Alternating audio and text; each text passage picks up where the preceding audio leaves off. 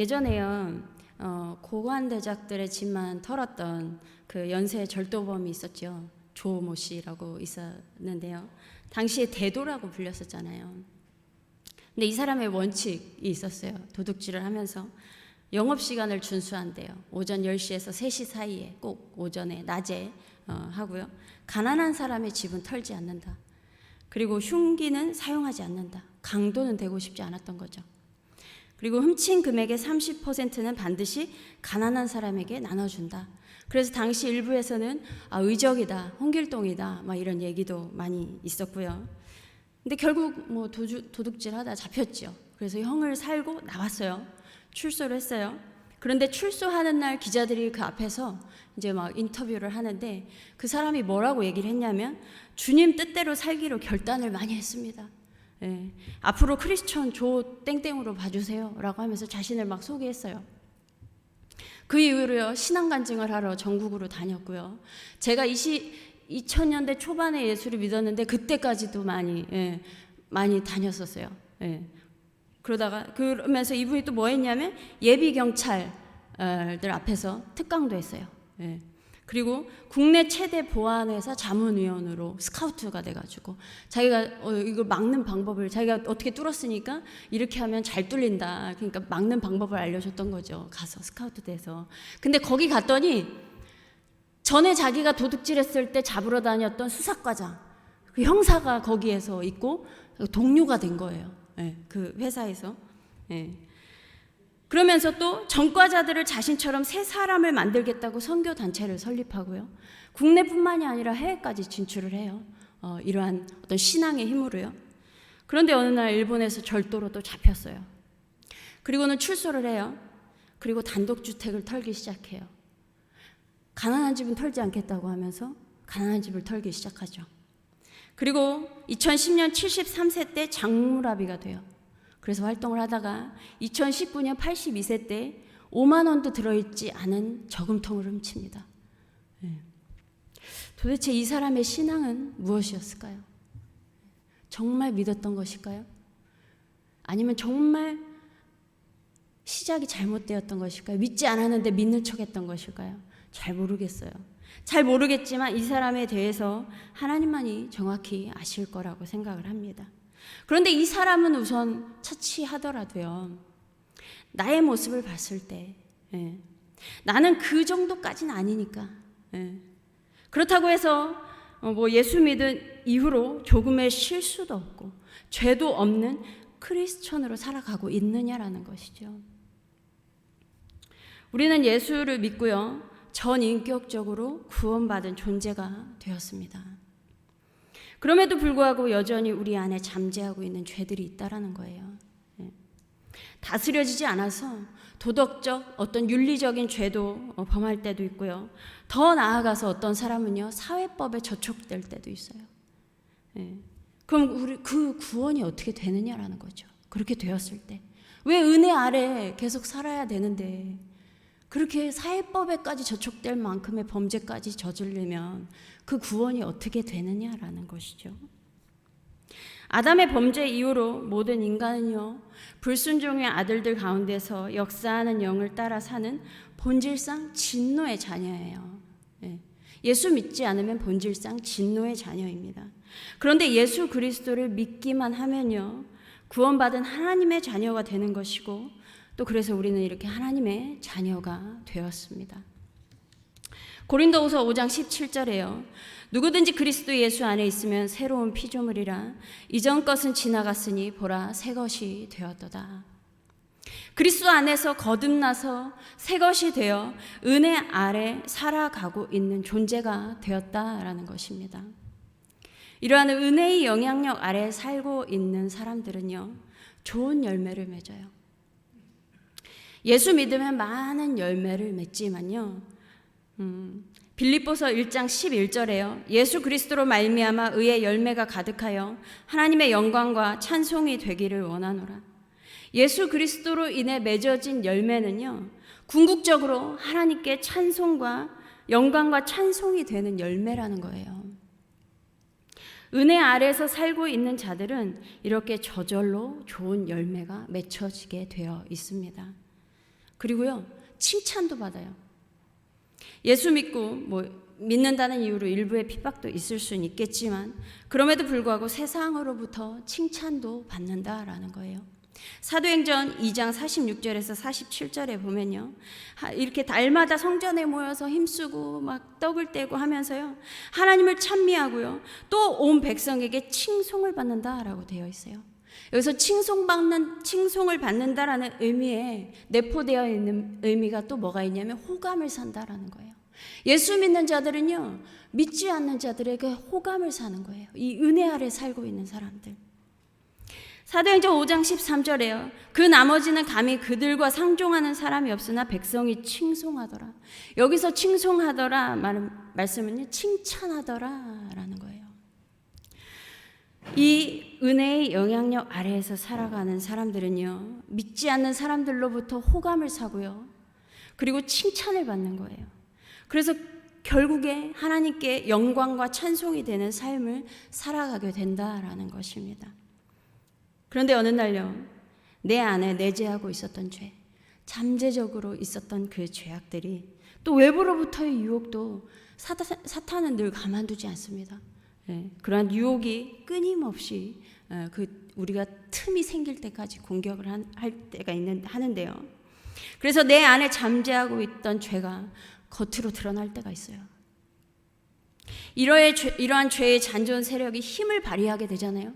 내가 어떤 이 은혜에서 멀어지고 그래서 죄의 지배를 받게 되는 경우가 있게 된다라는 거예요. 그래서 예수를 믿는다고 할지라도 그 삶에서 발생하는 악영향이 분명히 나타난다라는 거예요. 첫 번째는 성령이 근심하시는 거예요. 에베소서 4장 22절에서 30절에 보면요, 유혹의 욕심을 따라 썩어져가는 구습을 따르는 옛사람을 벗어버리고 심령이 새롭게 되어 새 사람을 입으라는 것입니다. 그래서 그 밑에 설명하고 있는 게 뭐냐면 거짓을 버리고 참된 것을 말하래요. 마귀에게 틈을 주지 말라고 하고 있습니다. 도둑질하는 자는 도둑질하지 말라라고 말씀하고 있어요. 누군가에게 도움을 주고 싶거든, 구제하고 싶거든 손으로 수고해서 벌어서 구제하라는 거예요. 그런데 예수 그리스도를 믿었음에도, 그래서 새 사람이 되었음에도 옛사람의 모습 그대로 살아가거나, 새 사람이 되었지만 다시 옛 모습으로 다시 돌아가게 되었을 때 그 앞에서 있었던 일처럼 도둑질하던 사람이 예수 믿고 도둑질하면 안 되는구나, 예수의 가르친 대로 이렇게 살면 안 되는구나, 그래서 도둑질을 하지 않다가 갑자기 또 도둑질을 하기 시작하는 거예요. 이것은 성령이 근심하는 거라는 것입니다. 그리고 비방을 받게 되는 거예요. 사무엘하 12장 14절에 이 일로 말미암아 여호와의 원수가 크게 비방할 거리를 얻게 하였으니 당신이 낳은 아이가 반드시 죽으리이다. 다윗과 밧세바의 사건 이후에, 또 밧세바의 남편 우리아를 다윗이 죽인 이후에요, 선지자 나단이 와서 책망을 하죠. 그래서 다윗이요, 진심으로 뉘우칩니다. 진심으로 뉘우쳤을 때 자신의 죄를 그렇게 자백하는 다윗에게 나단은요, 뭐라고 하냐면 여호와께서 당신의 죄를 사하셨습니다 라고 말씀하고 있어요. 그런데 당신이 낳은 아이가 반드시 죽을 것입니다. 왜냐하면 이 일로, 이 밧세바와 이 우리아의 이 일로 여호와의 원수가 크게 비방할 거리를 얻게 했기 때문입니다 라는 거예요. 그래서 하나님의 자녀가, 정말 다윗이 얼마나 은혜를 경험했어요. 처음에 정말 기름 부음을 받고 성령이 충만했었잖아요. 그런데 그럼에도 불구하고 이 죄를 짓게 됨으로 말미암아 하나님의 원수에게 비방할 거리를 주게 된 것이죠. 그래서 자신도 비방을 받게 될 것이고, 더 나아가서 하나님까지도 비방받을 수 있는 이러한 거리를 제공했다라는 것이죠. 그리고요, 이러한 죄악들로 인해서 쓸모없는 열매가 맺혀지는 거예요. 이사야 5장 2절에 땅을 파서 돌을 제하고 극상품 포도나무를 심었도다. 그 중에 망대를 세웠고 또 그 안에 술틀을 팠도다. 좋은 포도 맺기를 바랐더니 들포도를 맺었도다. 포도원 주인이요, 땅에 최상품, 극상품 포도나무를 심었어요. 너무나 좋은 나무를 심어서 가꿨겠죠. 거름도 주고 잘 가꿨을 거예요. 그래서 좋은 포도 맺을 거야 라고 기대하고 있었을 거예요. 그런데 들포도를 맺게 되었다라는 거예요. 열매가 맺히긴 맺혔어요. 그런데 먹을 수도 없고 먹어도 맛도 없는 그러한 열매가 맺혔다는 것입니다. 이렇게 믿음으로 구원받은 하나님의 백성, 하나님의 자녀가 되었음에도 불구하고요, 은혜의 지배 아래 살아가야 하는데 그 어떤 내 안에 여전히 다 해결되지 않았던 그 남아있는 죄들, 그리고 외부로부터의 유혹에 또 공격에 넘어가게 돼서 그 내 안에 있던 죄가 밖으로 실행되었을 때에 죄의 지배에 놓이게 되면요, 성령이 근심하게 될 것이고 믿지 않는 사람들로부터 비방을 받게 될 것이고요, 삶에서 좋은 열매를 맺지 못하는 크리스천이 된다라는 것입니다. 만약 이러한 삶이요 종말의 날까지 지속된다면요, 이러한 사람들의 결국은요, 고린도전서 3장 10절에서 15절에 뭐라고 말씀하고 있냐면, 예수 그리스도라는 터 위에 금이나 은이나 보석이나 나무나 풀이나 짚으로 세우면 각 사람의 공적이 나타나는데 그 공적이 어떠한지 불로 시험하게 된다는 거예요. 그때 그 공적이 그대로 있으면 상을 받고 공적이 불타면 해를 받게 되는데 구원을 받되 불 가운데서 받은 것 같을 것이라는 것입니다. 구원을 받기는 받는 거예요. 그러나 간신히 구원을 받게 된다라는 뜻입니다. 우리는 구원받은 하나님의 자녀입니다. 그런데 이렇게 간신히 구원을 받기를 원하는 사람은 없을 거예요. 그리고 무엇보다 누구보다 하나님이 더 원하지 않는 일일 것입니다. 구원을 받아서, 결국에 구원받아서 그나마 다행이긴 하지만 이러한 삶을 원하진 않는다라는 거죠. 죄가 나를 지배했더라도요, 은혜의 영향력 아래 다시 들어갈 수 있도록 우리가 또 다시 한번 회복하는 그러한 시간이 필요할 텐데요, 이것은 죄를 자각하는 데서부터 시작하는 거예요. 그리고 다시 용서를 구하는 것이죠. 그래서 그래야만이 은혜의 영향력 아래에 들어갈 수 있는 문이 열리기 시작하는 것입니다. 간혹 어떤 분이 이런 분들이 있어요. 내가 이러한 잘못이 있어요. 그런데 저도 이게 죄인 줄은 알겠는데 잘 이게 쉽게 고쳐지지 않아요 라고 하면서 얘기하시는 분들이 간혹 있더라고요. 그런데요, 저는 이렇게 죄를 자각하는 것 자체가 여전히 은혜 안에 살고 있거나 아니면 은혜로 나아갈 수 있는 가능성이 크다고 보고 있습니다. 왜냐하면요, 죄가 완전히 나를 장악하고 있잖아요. 지배하고 있으면 죄 자각이 안 돼요. 애초에 안 돼요, 자각이.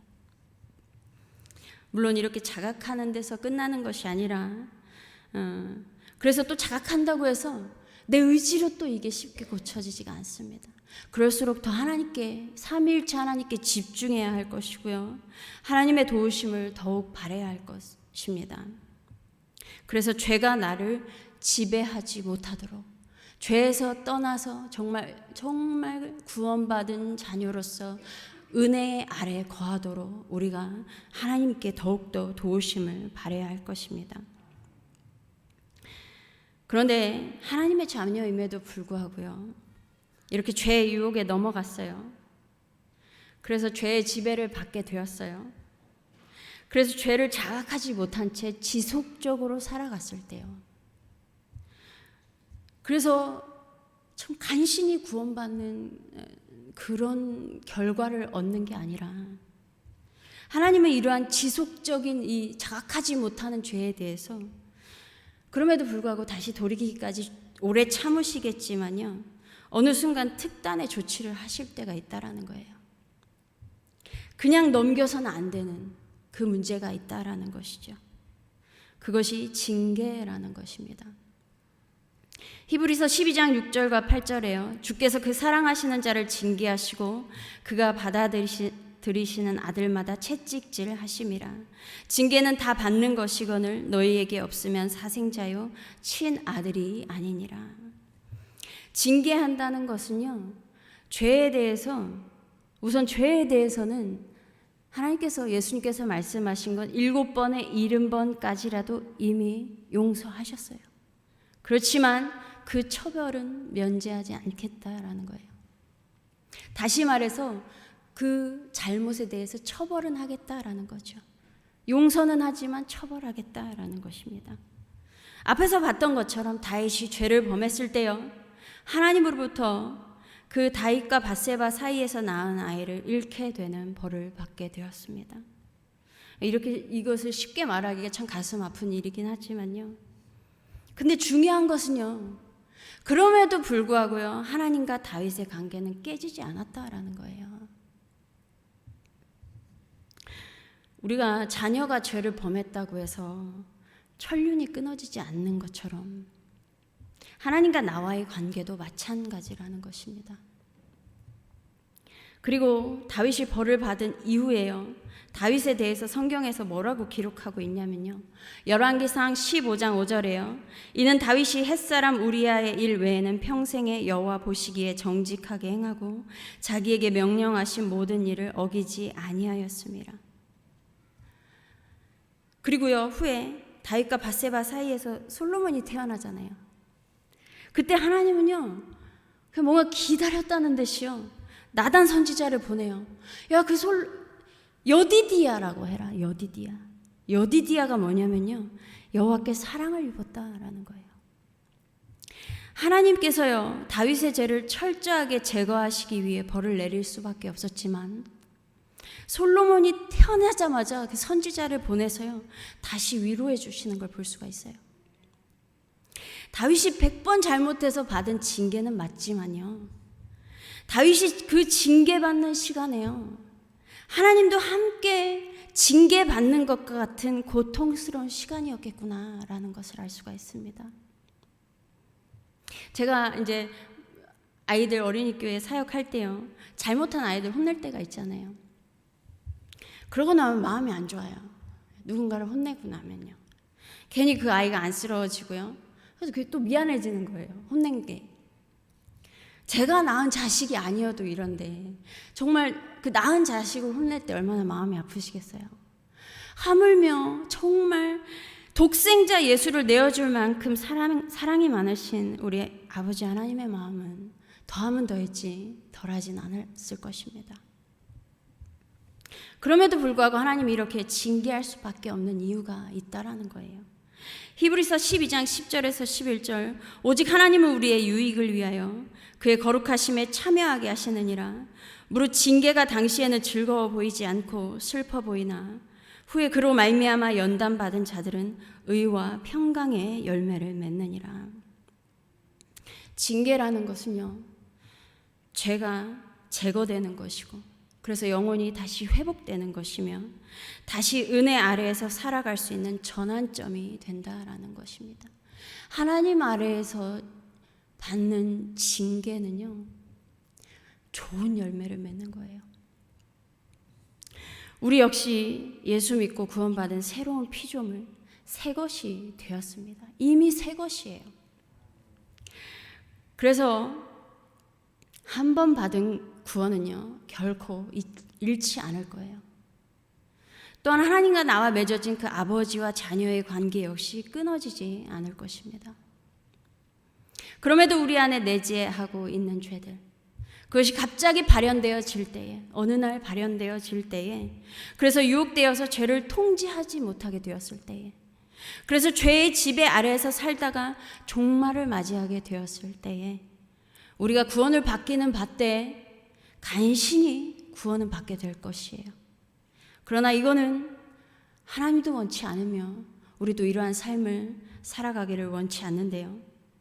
그래서요, 우리의 삶에 죄가 둥지를 틀지 못하도록, 죄가 지배하지 못하도록, 그래서 하나님의 자녀다운 삶을 지속적으로 살아갈 수 있도록 하나님은 특단의 조치로 징계를 할 수밖에 없다는 것입니다.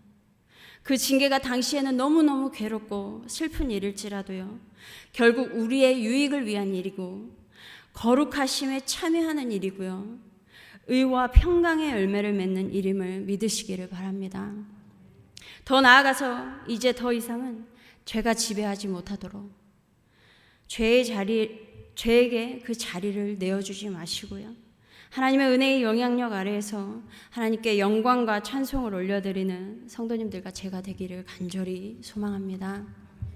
기도하겠습니다. 하나님, 우리의 연약한 중에도 우리를 붙들어 주시고 인도하시는 하나님 아버지, 정말 이 시간 오직 삼위일체 하나님께만 집중하기를 원합니다. 그래서 정말 우리의 쓸모없는 것들, 우리의 연약함들, 우리의 부족함들, 하나님 그것에 우리가 휘둘리지 않으며 오직 강하신 여호와 하나님, 우리 주 예수 그리스도로 말미암아 이 세상을 살아갈 때에 정말 은혜 아래에서 하나님의 자녀로 넉넉히 승리하며 살아갈 수 있는 그러한 은혜를 허락하여 주시옵소서. 그래서 하나님께 영광 돌리는, 또한 하나님을 정말 찬송하는 그러한 우리 모두가 될 수 있도록 주님 우리에게 복 내려 주시옵소서. 감사드리며 우리 주 예수 그리스도의 이름으로 기도드립니다. 아멘.